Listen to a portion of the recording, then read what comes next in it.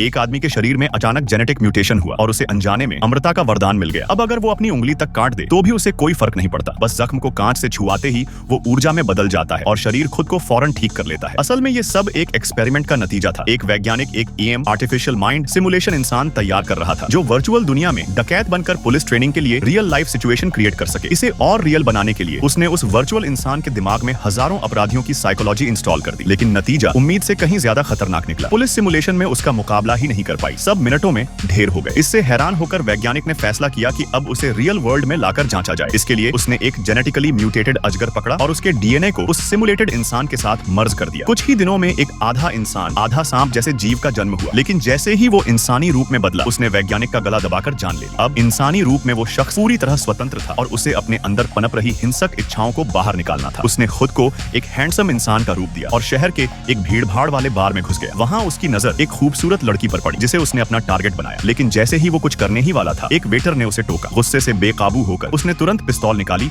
और वेटर को गोली मार दी, सीधा सिर पर। बार में चीख पुकार मच गई, लेकिन जो भी भागने की कोशिश करता वो किसी को नहीं छोड़ता। अब जब पूरा माहौल उसके कंट्रोल में था उसने पास खड़े एक वीडियोग्राफर से कहा कि उसका डिजिटल डेब्यू शुरू किया जाए। फिर डीजे काउंटर पर चढ़कर वह खुद को डीजे समझकर पब्लिक के सामने परफॉर्म करने लगा। शो ऑफ, म्यूजिक, पागलपन। मगर जैसे ही वो अपनी इस अजीब सी जीत का मजा ले ही रहा था, 3 साल से उसकी तलाश में जुटी पुलिस आखिरकार पहुंच गई और खतरे की असली घड़ी शुरू हुई।